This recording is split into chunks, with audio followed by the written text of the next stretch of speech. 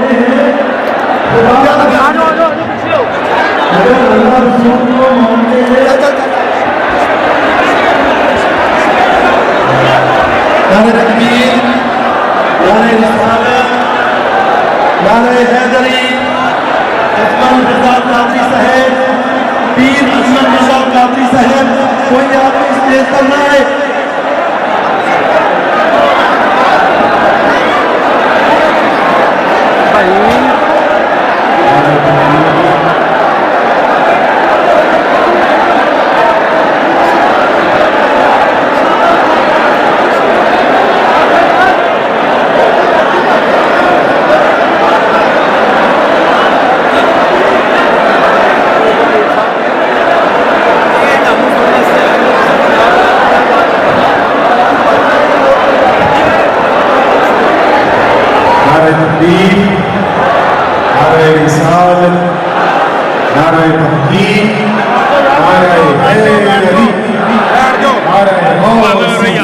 खड़े रहो, दुरूशी पढ़े बुलंद आवाज़ से सलाम अलैहि या रसूल अल्लाह व अला आलिका व अस्हाबिका या हबीब अल्लाह।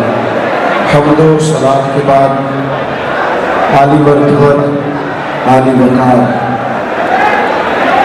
शेख तरीक़त हज़रत अकबर सौलाना इमाम सादात किबला पीर सैयद ज़फ़र इकबाल शाह साहिब सज्जादा नशीन दरबार लासानिया अलीपुर सैयदा शरीफ और इंतहाई इज़्ज़त व तकरीम के लायक काबिल सदर एहतराम बुज़ुर्गों और भाइयों, आज की ये महफिल मुबारका जो हज़रत आला किबला आलम पीर सैयद अली हुसैन शाह साहब रहमतुल्लाह अलैह आपकी मुक़द्दस और मुअत्तर यादों से वाबस्ता है। हज़रत का यहाँ जलवा फिराज होना और बाबरकत लम्हात में हम सब का जमा होना अल्लाह अपनी बारगाह में कबूल फरमाए।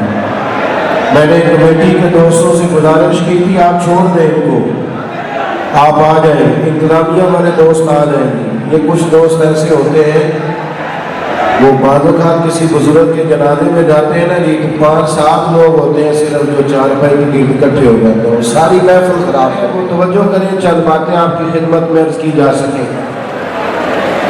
मेरे भाइयों, वो देखिए बेटे आप क्या कर रहे हैं, इस तरह महफिल में तो नहीं होता बाहर। अल्लाह आपको सलामत रखे, कितने प्यारे लोग हैं आप, मेरी तरफ देखे लिया। मेरे भाइयों, अल्लाह ताला ने ना कुरान मजीद में नबी करीम सल्लल्लाहु अलैहि वसल्लम के जो फ़राइज़ बयान किए हैं ना, फ़राइज़ नबूवत, हुज़ूर की तशरीफ़ आवरी के जो मक़ासद बयान किए हैं, उनमें एक मकसद ये भी बयान फरमाया है कि वयुअल्लिमुकुमुल किताब वल हिकमा, कि महबूब तुम्हें किताब सिखाने आए हैं और हिकमत सिखाने आए हैं। नबी करीम सल्लल्लाहु अलैहि वसल्लम ने बड़ी दानाई के साथ, बड़ी हिकमत के साथ, बड़े तदब्बुर के साथ लोगों को तालीम किताब व हिकमत दी।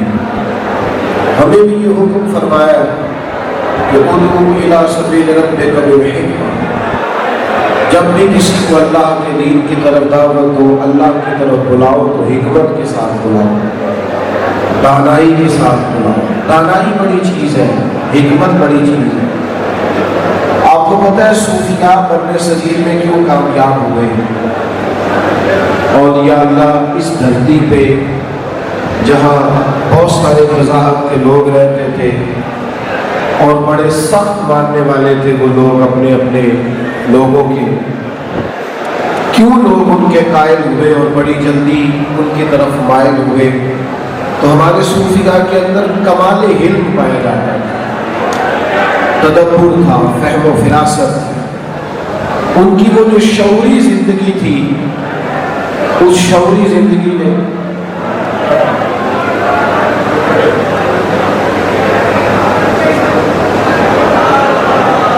अब ठीक हो गया।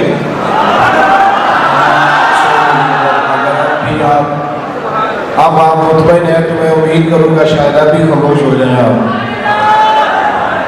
چلے آپ تشریف رکھیں جی. اب تو نظر آ رہا ہے نا. آپ بیٹھ جائیں, اللہ جزائے خیر دے. آپ بیٹھ جائیں جی, آپ جلدی سے بیٹھیں, فٹافٹ بیٹھ جائیں, اللہ جزائے خیر دے. آپ یہ قبلہ عالم کا میرے لیے حکم تھا اور سب کی ہم تعریف نہیں کرتے اور ضرورت بھی اللہ تعالیٰ نے نہیں رکھی زیادہ.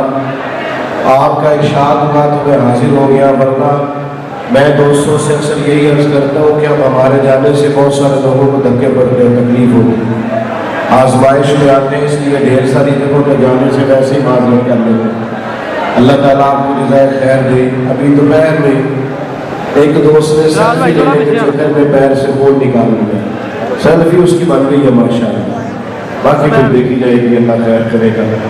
تو آپ دعوت سے مطلب اللہ اس کو بھی جزا دے, آپ کو بھی. آپ توجہ کریں, دانائی, تدبر, حکمت, یہ بھی جو اس وقت ہم کر رہے ہیں اس میں بھی ہمیں کمال علم کی ضرورت ہے, تدبر کی ضرورت ہے.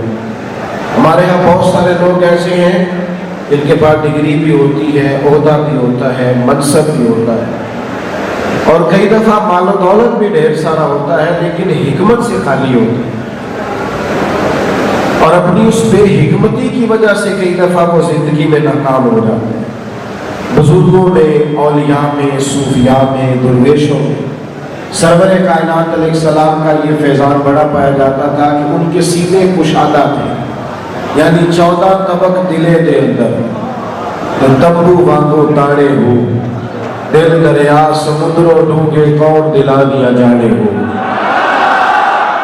وہ کیا کرتے تھے, وہ بات بھی حکمت سے کرتے تھے, ملاقات بھی حکمت سے کرتے تھے, لوگوں کے درمیان اپنا وقت بھی حکمت سے گزارتے.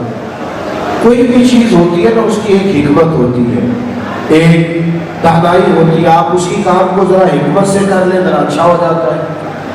یہ ہمارے دینی کام, دنیاوی کام, تمام معاملات میں اگر ہم تھوڑا علم کا مظاہرہ کریں, مدبر ہو جائے تو آسانی ہو جائے. مولانا رومی رحمۃ اللہ تعالیٰ نے حکمت کی بات لکھتے لکھتے فرماتے ہیں, بادشاہ کو خواب آیا تھا.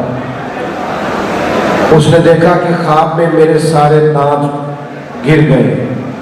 ایک تعبیر کرنے والا بلایا, اس سے پوچھا اس کی تعبیر کیا ہے, تو وہ کہنے لگا تعبیر بڑی خطرناک ہے, آپ کے سارے رشتہ دار, آپ کے بال بچے سارے آپ کی زندگی میں انتقال کر گئے. بادشاہ بڑا حساس تھا, اسے غصہ آ گیا کہ سارے رشتہ دار چلے جائیں گے تو میں نے جی کے کیا کرنا, بچوں کی مجلسیں اٹھاؤ. اس نے اس تعبیر کرنے والے کو بھی معاذ اللہ قتل کر دیا. ایک اور تعبیر کرنے والا بلایا, کسی نے کہا ایک سیاح بندہ بھی ہے, اس کو بلایا. اس سے کہا میں نے خواب دیکھا ہے کہ میرے سارے دانت ٹوٹ گئے ہیں, تعبیر کیا ہے؟ تو وہ کہنے لگا بادشاہ اس کی تعبیر یہ ہے کہ اللہ تعالیٰ آپ کو اپنے خاندان میں سب سے لمبی عمر عطا فرمائے. اس بندے کو بادشاہ نے انعام دیا اور اس کو کہا کہ تو یہاں شاہی مہمان بن. مجھے بتائیے بات جو پہلے نے کی تھی دوسرے نے بھی بات وہی کی, لیکن اس کا طریقہ ٹھیک نہیں تھا. بات اگرچہ بے سلیقہ ہو کلیم, پر بات کرنے کو سلیقہ چاہیے. آپ کوئی بھی بات کریں تو دانائی سے کریں, تدبر سے کریں, حکمت سے کریں. آج کیا ہوا, آج ہماری مزاج کی جلدی نے اور طبیعت کے چڑچڑے پن نے, اور ذرا کوئی آدمی ایک بات کر دیتا ہے تو ہم تلخ ہو جاتے ہیں. اس کا نتیجہ یہ نکلتا ہے ہم ہمیشہ جواب دیتے رہتے ہیں اور وہ اپنے کام لگا رہتا ہے. چڑھانے والا تو آسان کام کرتا ہے, چڑھنے والا خطرناک کام کرتا ہے. تو بھائی تدبر, اللہ تعالیٰ نے نبی پاک علیہ السلام کو جو حکمت عطا کی ہے, دانائی. آپ دیکھیے نا, ایک بڑا مشکل مرحلہ آ گیا تھا ایک موقع پر, جب مکہ فتح ہوا ہے تو نبی پاک علیہ السلام کی پالیسی اور تھی, آج درگزر کیا جائے گا, جناب یوسف نے جو بھائیوں سے سلوک کیا تھا وہ کیا جائے گا. لیکن حضور کے جو علم بردار تھے, جن کے پاس جھنڈا تھا, حضرت سعد بن عبادہ رضی اللہ تعالیٰ, جناب سعد بن عبادہ رضی اللہ تعالیٰ عنہ کے پاس سے جب وہ کفار گزرے تو ان کو وہ ساری باتیں یاد آئی تو انہوں نے سخت جملہ کہا الیوم یوم الملحمہ، آج بدلے کا دن ہے، تمہیں بتائیں گے آج ہم جو کچھ تم نے کیا ہے۔ کچھ ایسے معاملات ہوئے کہ وہ جو پالیسی بنائی گئی تھی جناب سعد بن عبادہ کی کچھ چیزیں اس سے میچ نہیں کرتی تھی، لیکن وہ بھی ان کی دیانتداری تھی، اخلاص تھا۔ موقع درپیش آیا، ماحول ایسا بنا کہ حضرت سعد بن عبادہ کو معذور کیا گیا۔ اللہ کرے میں آپ کو بات سمجھا سکوں، ان کو اس عہدے سے ہٹایا جائے یہ مجبوری بن گئی ہے، لیکن کوئی ان کی غلطی بھی کوئی نہیں۔ وہ جو انہوں نے کہا ہے ان کے جذبات ہیں، اظہار جذبات کیا انہوں نے۔ اب مطالبہ تھا کہ ان کو اس عہدے سے ہٹایا جائے، اور ان کے بعد صحابہ کہتے تھے حساس آدمی ہے، دیانتدار ہے، ہر جگہ ساتھ دیتا ہے، بلا وجہ کیوں ہٹایا جائے؟ تو میرے نبی پاک علیہ السلام نے یہ فیصلہ کرنا ہے۔ ایک قرآن مجید نے ایک ارشاد یہ بھی فرمایا ہے کہ جب بندہ متقی ہوتا ہے نا، اللہ سے ڈرتا ہے، تو پھر اللہ تعالیٰ اسے حکمت عطا کر دیتا ہے۔ یا ایھا الذین آمنوا ان تتقوا اللہ یجعل لکم فرقان، اے ایمان والو اگر تم اللہ سے ڈرو گے تو اللہ تمہیں حق اور باطل میں فرق کرنے کی قوت عطا کر دے گا، تمہارے فیصلے درست ہونے لگے، تم سے اللہ تعالیٰ صحیح فیصلے کرائے۔ تو یہ نصیب ہوتا ہے سرکار کے صدقے۔ اب حضرت سعد بن عبادہ کو اتارنا ہے اور بڑا مشکل مرحلہ ہے، لیکن اللہ نے اپنے محبوب کو بڑی حکمت عطا کی ہے۔ حضرت وہب بن منبہ فرماتے ہیں دنیا کی عقل کے 1000 حصے کیے جائے نا، ایک حصہ اللہ نے پوری دنیا کو عقل دی ہے، جس میں سائنسدان ہیں، انجینئرز ہیں، ڈاکٹر ہیں، 1% ایک حصہ عقل کا، اور باقی 999 حصے عقل کے اللہ نے اپنے محبوب کو عطا فرمایا۔ سرکار کو دانائی کی بات کرتے، اب یہاں فیصلہ کرنا تھا کہ حضرت سعد بن عبادہ کو ہٹایا جائے، کسی اور کو مقرر کیا جائے، تو فیصلہ مشکل تھا۔ بعض مخالف بھی چاہتے تھے کہ یہاں کچھ کر دیا جائے، لیکن یہ میرے نبی کریم کا کمال ہے، حضور نے حضرت سعد بن عبادہ کو بلایا اور نبی کریم صلی اللہ تعالیٰ علیہ وسلم بلا کے کہنے لگے سعد میں نے ایک فیصلہ کیا، یا رسول اللہ حکم کرے۔ فرمایا میں نے فیصلہ کیا ہے کہ آپ چونکہ علم بردار ہیں، جھنڈا آپ کے ہاتھ میں ہے، فوج کے آگے آپ ہیں، میں نے یہ فیصلہ کیا ہے کہ جھنڈا آپ سے لے لیا جائے اور آپ کے بیٹے کو دے دیا جائے۔ کمال ہو گئی، حضرت سعد بن عبادہ تو اتنے خوش ہوئے، یعنی اس وقت انسان بڑا راضی ہوتا ہے جب وہ کہتا ہے میرا بیٹا سنبھالنے کے قابل ہو گیا۔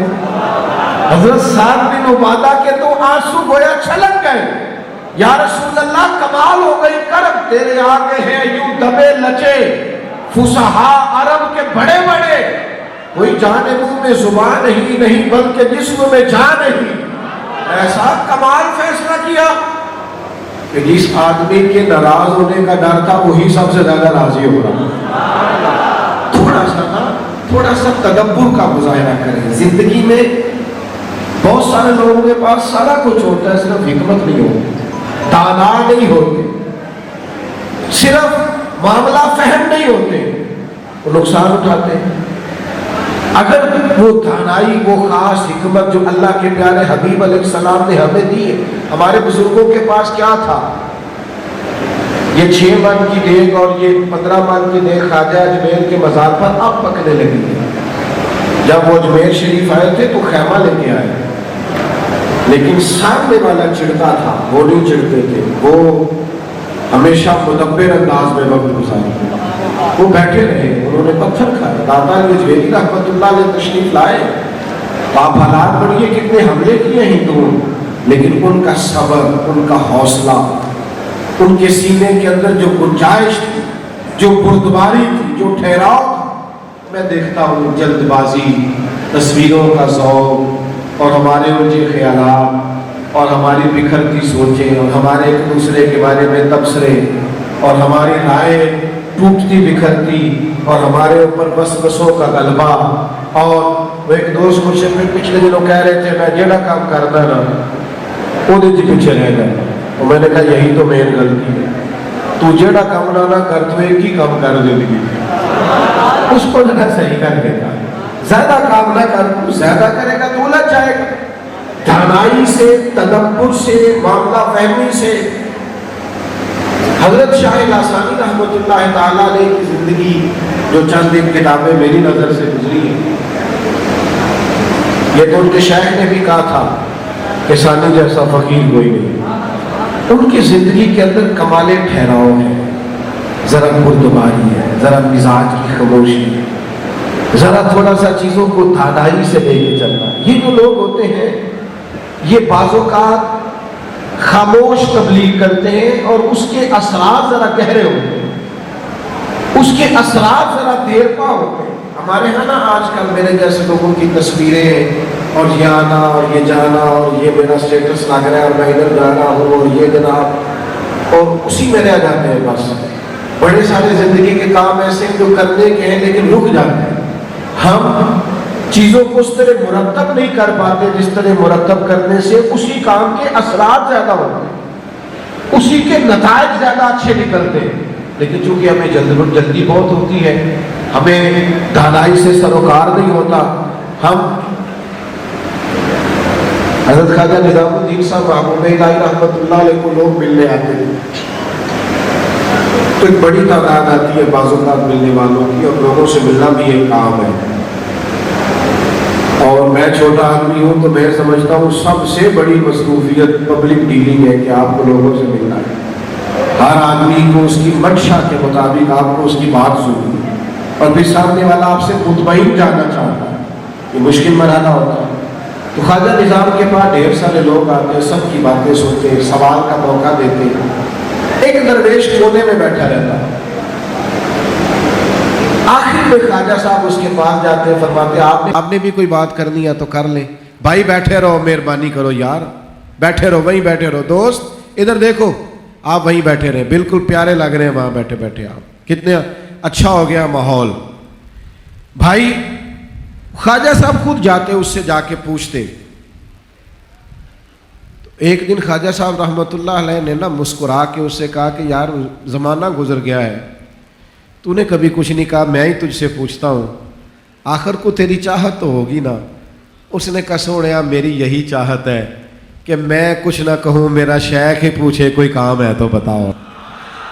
فرمایا یہ دیکھیں نا باقی آپ کو جا کے کہتے ہیں، اور میں ذرا تھوڑا بردباری کا مظاہرہ کرتا ہوں، ذرا ٹھہرا رہتا ہوں تو مجھ سے پوچھ لیا جاتا ہے، اور جس سے پوچھ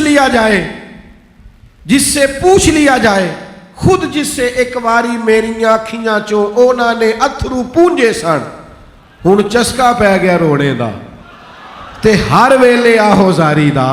آپ خود جو آ کے پوچھ لیتے ہیں تو یہ چسکا لگ گیا، اب اسی میں ٹھہرنا چاہتا ہوں۔ بھائی اپنی زندگی دیکھیں، حضور تشریف لے گئے مدینہ طیبہ، ہر آدمی کی خواہش ہے کریم میرے گھر آئے۔ حضرت عتبان بن مالک، حضرت سعد بن معاذ، اور پھر بڑے بڑے سردار، انہوں نے حکمتیں بھی عرض کی کہ یا رسول اللہ ہمارے پاس قبیلے میں لوگ زیادہ ہیں، فوجی زیادہ ہیں، اگر کبھی کافر آتے ہیں تو ہم مقابلہ کرنے کی صلاحیت زیادہ رکھتے ہیں، تو یا رسول اللہ کرم نوازی کریں، ہمارے گھر تشریف لائیں، مہربانی کریں۔ تو ہر آدمی اخلاص سے دعوت دے رہا ہے۔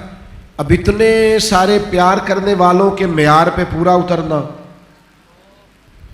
وہ کسی نے کہا تھا میں دوست بڑے کم بناتا ہوں، اس لیے کہ جتنے دوست زیادہ ہوتے ہیں اتنے حقوق بھی زیادہ ہوتے ہیں۔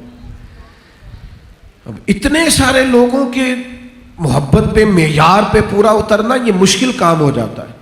ہم نے تو دیکھا ہے جس کی آپ بات مان لیتے ہیں وہ آپ کا سپورٹر ہے، جس سے معذرت کرتے ہیں۔ میں صبح 9 بجے کا گاڑی میں بیٹھا ہوں اور رات کو پتہ نہیں کیا بجے واپس پہنچوں گا، ابھی بھی کم از کم پونی دنیا ناراض رہتی ہے کہ تسی بڑے ہو گئے ہو، گالی نہیں سنتے۔ یہ ہوتا ہے زندگی میں ایسا۔ اب ہر آدمی کی خواہش پہ آپ چلیں یہ ہو ہی نہیں سکتا، اور ویسے بھی تیری شرطوں پہ ہی کرنا ہے، اگر تجھ کو قبول تو یہ سہولت تو مجھے سارا جہاں دیتا ہے۔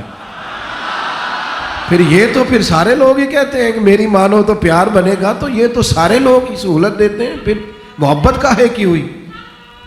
اللہ جزا دے. سنے جی, ہر آدمی کہہ رہا ہے یا رسول اللہ میرے گھر تشریف لائے, میرے گھر آئے, میرا گھر کشادہ ہے حضور میں, اور سارے دل سے دعوت دے رہے ہیں. اب اگر سرکار فرماتے میں نے فلانے کے ہاں جانا ہے تو بات اور تھی. محبوب نے اونٹنی پہ بیٹھے تھے, اونٹنی کی لگامیں گلے پہ ڈال دی, فرمایا میری اونٹنی معمور من اللہ ہے, جہاں بیٹھ جائے گی میں اس گھر کا مہمان بن جاؤں گا. کیا دانائی ہے. فرمایا یہ فیصلہ میں کرتا ہی نہیں, میں نے اللہ پہ چھوڑ دیا. جہاں اونٹنی ایک دفعہ بیٹھی آ کے حضرت ابو ایوب انصاری کے دروازے پر بیٹھی ایک دفعہ, سرکار فوراً اترے نہیں. کوئی شخص یہ نہ کہے کہ یہ تو اتفاقاً بیٹھ گئی, فوراً نہیں میرے کریم اترے. حضور بیٹھے رہے, اونٹنی پھر اٹھ کے کھڑی ہوئی اور مڑ کے پھر ایک چکر لگایا اور پھر دوبارہ اسی جگہ آ کے بیٹھی. اور اب اس نے اپنی گردن بھی جب زمین پہ بچھا دی تو میرے کریم اونٹنی سے اترے, اور جب ان لوگوں کے چہروں پر دیکھا جو دعوت دے رہے تھے تو سب کے چہروں کو مطمئن پایا, اس لیے کہ یہ فیصلہ سرکار نے اللہ پہ چھوڑ دی. اور میرے بھائی کچھ معاملات ایسے ہیں جو خالص اللہ پہ چھوڑ دیے جائیں. اپنی زندگی, ہمارا ایک بچہ بگڑ گیا ہے, باقی بھائیوں کی نسبت تھوڑا ضدی ہو گیا, تعلیم بھی زیادہ حاصل نہیں کر سکا, تھوڑا پیچھے رہ گیا. اب ہم کیا کرتے ہیں, ہم جگہ جگہ رسوائیاں کرتے پھرتے ہیں, لوگوں کو بتاتے ہیں میرے سارے بچے اچھے تھے, یہ ناکام ہو گیا. نتیجہ کیا نکلتا ہے, وہ اور ضدی ہو جاتا ہے, اس کی طبیعت میں اور زیادہ گھٹن پیدا ہوتی ہے. اس کی تو اس طرح تربیت کرنی چاہیے تھی کہ اسے پتہ ہی نہ چلتا میری تربیت ہو رہی. اور پھر گھر کے اندر 4-5 کامیاب لوگ رہتے ہیں, ایک ناکام کو ساتھ نہیں لے کے چل سکتے, اس کو چلایا نہیں جا سکتا. لیکن ہم کیا کرتے ہیں, انتہائی بے حکمتی کا مظاہرہ کرتے. اور پھر اگر کبھی ہمارے بچے, ہمارے دوست, ہمارے بزرگ کوئی سوال کھڑا کرتے ہیں تو ہم ڈانٹتے ہیں. الذی یوسوس فی صدور الناس, شیطان سینوں میں وسوسے پیدا کرتا ہے. اور حضور علیہ السلام نے فرمایا شیطان آدمی کے دل سے چمٹا رہتا ہے. بندہ ذکر کرتا ہے تو دل کو چھوڑ کے پیچھے ہٹتا ہے, جیسے ہی بندہ ذکر چھوڑتا ہے شیطان پھر دل پہ قبضہ, ہر وقت وسوسہ اندوزی کرتا ہے. اب سوال پیدا ہوتے ہیں, خیالات آتے ہیں, ہم نے کرنا کیا ہے؟ جب کسی کو وسوسہ آتا ہے, سوال پیدا ہوتا ہے, تو اس کو ڈانٹ کے چپ نہیں کرانا بلکہ اس کو مطمئن کرنا ہے. مریدوں میں بھی وسوسے ہوتے ہیں, شاگردوں میں بھی ہوتے ہیں. چونکہ ہر انسان کے ساتھ یہ چیز وابستہ ہے, تو وہ جسے وسوسہ آئے اسے بھی گروہ بندی نہیں کرنی چاہیے, اسے بھی شیخ کی خدمت میں حاضر ہو کے, استاذ کی خدمت میں حاضر ہو کے اپنے اس سوال کا جواب لینا چاہیے. لیکن وہ گروپ بن جاتے ہیں, گروہ بندیاں ہو جاتی ہیں, اور کچھ لوگ یہ ذائقہ لیتے ہیں بہت ساری جگہوں پہ لڑائی کرا کے, وہ سمجھتے ہیں شاید میں نے کوئی بڑا انقلاب برپا کر دیا ہے. بھائیوں یاد رکھو, وسوسہ خیال یہ شے آتا ہے. میرے نبی پاک کی حکمت کیا تھی, یہ بخاری مسلم دونوں میں حدیث موجود ہے. جب فتح مکہ کے بعد ایک جنگ سے بہت سارا مال غنیمت آیا نا, تو نبی پاک نے مکے والوں کو ذرا زیادہ دیا, چونکہ وہ اس وقت نئے نئے مسلمان تھے. تو مؤلفۃ القلوب کے لیے, یعنی جب کوئی نیا مسلمان ہوتا تھا تو تالیف قلب کے لیے اسے زیادہ دیا جاتا تھا کہ ذرا اس کا دل ٹھہرے, اور اس کے جو رشتہ داروں نے اس سے تعلق توڑ دیا ہے وہ اس وجہ سے پریشان نہ ہو. اس کو ذرا زیادہ دیا گیا مکے والوں کو. تو مدینہ طیبہ کے ایک آدھ نوجوان نے کہا کہ وہاں چونکہ کریم کے قریبی رہتے ہیں, رشتہ دار ہیں, تو ادھر زیادہ دیا جا رہا ہے. آپ کی توجہ ہے نا میری بات پر؟ اب یہ سخت بات تھی, مشکل بات تھی کہ اتنا بڑا جملہ کہہ دیا ہے کہ قریبیوں کو زیادہ مل رہا ہے. ایک آدھ نوجوان نے یہ بات کر دی, کہا حضور اپنے قرب والوں کی محبت کی وجہ سے ان کو نواز رہے ہیں. سرور کائنات علیہ السلام نے کہا کہ تمام انصار جتنے بھی ہیں ان کو میرے خیمے میں بلاؤ. سارے انصاری جمع ہو گئے. تو محبوب فرمانے لگے یہ بات میں نے سنی ہے، کس نے کی ہے؟ بیک زبان ہو کر اور رو کر اور ہاتھ باندھ کے انصار مدینہ نے کہا یا رسول اللہ، ایک آدھ جذباتی نوجوان کی زبان سے جملہ نکلا ہے، اور وہ بھی دائرہ ادب میں کہ حضور کو چونکہ محبت ہے، قریبی ہیں لوگ تو ان کو زیادہ مل رہا ہے، یا رسول اللہ ہمارا یہ مطلب نہیں ہے۔ تو حضور فرمانے لگے کیا اللہ نے تمہیں میری وجہ سے ہدایت نہیں دی؟ کیا تم رب رسول کے قریبی نہیں ہوئے؟ اور پھر کریم فرمانے لگے چلو تم کہو، یہ انداز دیکھیے گفتگو کا، فرمایا چلو تم کہو یا رسول اللہ صلی اللہ تعالی علیہ وسلم، مکے والوں نے تو آپ کو ستایا تھا، ہم نے آپ کی غلامی کی اور ہم نے خدمت قبول کی، آپ کو یہاں آنے کے لیے عرض کیا، تم کہو۔ تو عرض کرنے لگے نہیں یا رسول اللہ، آپ کا احسان ہے ہم پہ۔ فرمایا تم کہو، تم کہہ سکتے ہو کہ یہ تو تلواریں لے کے آئے تھے بدر احد میں شہید کرنے، ہم نے سینے پیش کی، کہو کرو بات۔ تڑپ گئے اہلیان مدینہ، آنسو چھلک گئے، داڑیاں بھر گئیں۔ یا رسول اللہ، حضور یہ ایک آدھ نوجوان نے کہا ہے، کریم مہربانی فرمائے۔ پورا خیمہ آہوں اور سسکیوں سے بھر گیا۔ آپ دیکھیے بخاری مسلم معتبر کتب اٹھا کر، بس جب پوری طرح ماحول رنگ اور اختیار کر گیا تو آخری جملہ میرے حبیب نے کہا، اب تو ان کی روحیں نعرے لگانے لگی، ان کی باطن وجد کرنے لگے، کیفیت بدل گئی۔ حضور فرمانے لگے، میرے مدینے کے بھولے انصار، تم یہ پسند نہیں کرتے کہ مکہ مکرمہ والے جب اپنے گھر جائیں تو بھیڑ بکریاں اور اونٹ لے کے جائیں، اور تم جب اپنے شہر جاؤ تو اللہ کا رسول ساتھ لے کے جاؤ؟ کیا تم یہ پسند نہیں کرتے کہ تمہارے ساتھ بس اب تو حالت ہی اور ہو گئی؟ وہ کہنا چاہ رہے تھے یا رسول اللہ جو ہمارے پاس ہے یہ بھی دے دے، ہمیں نہیں چاہیے، بس ہمارے پاس کریم جو موجود ہے، حضور آپ جو ہیں، آپ کے ہوتے ہوئے ہمیں کسی چیز کی حاجت۔ اتنی حکمت سے محبوب نے ان کو تسلی دی کہ وہ جن سوالوں میں، جن ذہنوں میں سوال پیدا ہوا تھا نا، وہ حالت ہی اور ہو گئی، رنگ ہی بدل گیا۔ یہ بھی یا رسول اللہ آپ نے دے دیں۔ اور میرے بھائیوں، ہم صوفیاء کی جماعت ہیں، ہمارے اندر حلم زیادہ ہونا چاہیے تھا، ہمیں سرکار کی اس دانائی سے زیادہ فیض یاب ہونا چاہیے تھا، لیکن ہمارے ہاں بہت بحث ہوتی ہے۔ اب کسی غیر کو کوئی بات کرنے کی ضرورت نہیں ہے، ہم سے ہی ایک دوسرے کے بارے میں سن لیں آپ نے جو سننا ہے۔ اب کہاں وہ سارے معاملات رہے اور کہاں ظرف کی وہ بڑائی رہی۔ لاہور میں 2 درویش بستے تھے، بس بات سمیٹنے لگا ہوں، توجہ کیجئے گا۔ خواجہ بلاول بھی تھے اور حضرت میاں میر بھی تھے۔ بادشاہ وقت نے خواجہ بلاول کو نذرانہ دیا، حضرت میاں میر کو، تو آپ نے کہا مجھے نہیں چاہیے، اللہ نے بے نیاز رکھا ہے۔ کچھ دنوں کے بعد ملاقات ہوئی حضرت خواجہ بلاول سے، ان کو نذرانہ دیا تو انہوں نے قبول کر لیا۔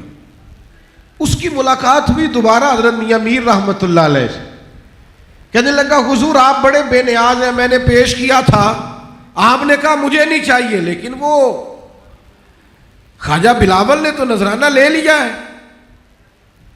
تو حضرت میاں میر فرمانے لگے مجھے صرف اپنی فکر ہوتی ہے نا، مجھے ضرورت نہیں، اور بلاول کے پاس فقیر بھی رہتے ہیں، طالب علم بھی رہتے ہیں، اس نے فقراء کو بھی بانٹنا ہوتا ہے، طلباء کو پڑھانا ہوتا ہے، اسے ضرورت ہے، اس لیے اس نے لیا ہے۔ تو کہتے ہیں ملاقات ہوئی خواجہ بلاول سے، تو ان سے کہا حضور آپ نے قبول کر لیا تھا، انہوں نے تو کیا ہی نہیں۔ تو وہ فرمانے لگے میرے اندر ابھی تھوڑی سی دنیا داری ہے، اسے اللہ نے پورا فقر عطا فرمایا ہوا، وہ پورا فقیر ہے، تو میں تھوڑا بہت ابھی۔ اور میرے بھائی، اس حکمت سے کیا ہوتا تھا، لوگ سبھی کے عقیدت مند ہوتے، محبتوں کو فروغ ہوتا تھا۔ لیکن ہم چما دیگر نیست کا جب سے نعرہ لگا ہے، تب سے حالات نے رخ اور طرح کا اختیار کر لیا ہے۔ میں آپ کی خدمت میں از اول تاخر ایک ہی بات عرض کر رہا ہوں، خدا را زندگی میں بردباری لائیں، ٹھہراؤ لائیں، حلم لائیں، آپ تھوڑا سا اطمینان قلبی پیدا کریں۔ بے چینیاں، بے قراریاں، الجھے خیالات، صبح بات اور دوپہر بات اور مستقل مزاجی سے دوری اور ہر شخص کے بارے میں ذہن میں وسوسہ اور ہر ایک پر تنقید اور ہر ایک کے بارے میں یہ سوچنا کہ یہ بھی غلط ہے، یہ بھی غلط ہے، یہ بھی غلط ہے، تو بھائی جو تیرے سامنے باقیوں کو غلط کہہ رہا ہے تو فکر نہ کر، تیرے جانے کی دیر ہے، تجھے سب سے بڑا غلط کہے گا۔ یہ تیری جو پگڑی کھولے گا تو پھر سارے پیج کھول ڈالے گا۔ اس لیے اللہ کے نیک بندوں میں حلم ہوتا ہے، بردباری ہوتی ہے، حکمت ہوتی ہے، دانائی ہوتی ہے، اس کو کبھی نہ چھوڑیں۔ اس کا ہمیشہ نبی کریم مکے میں داخل ہوئے نا تو سرکار نے ہر مجاہد سے کہا تھا اپنا علیحدہ علیحدہ چولہا جلانا کھانا پکانے کے لیے۔ 10-20 لوگوں کو اکٹھا بھی تو کھانا پک سکتا ہے نا، لیکن ایک ایک سپاہی نے الگ سے چولہا جلایا تو ابو سفیان اور دیگر لوگ جب چڑھے نا تو 10,000 چولہے، آگ ہی آگ، مقابلے کی طاقت ہی پیچھے نہ رہی۔ نے کہا ہم نہیں کر سکتے مقابلہ، کچھ کام ایسے ہیں، کچھ جنگیں ایسی ہیں جو صرف حکمت سے لڑی جا سکتی ہیں، کچھ جگہوں پہ فتح یاب صرف دانائی سے۔ اس وقت امت جس جگہ کھڑی ہے سب سے زیادہ ضرورت دانائی کی ہے، تدبر کی ہے، معاملہ فہمی کی ہے۔ ہمیں کمال حکمت سے میدان میں رہنا ہے اور کمال حکمت سے اپنی رائے کو لوگوں کے سامنے رکھنا ہے۔ اللہ تعالی ہماری حاضری کو قبول فرمائے۔ وما علینا الا البلاغ۔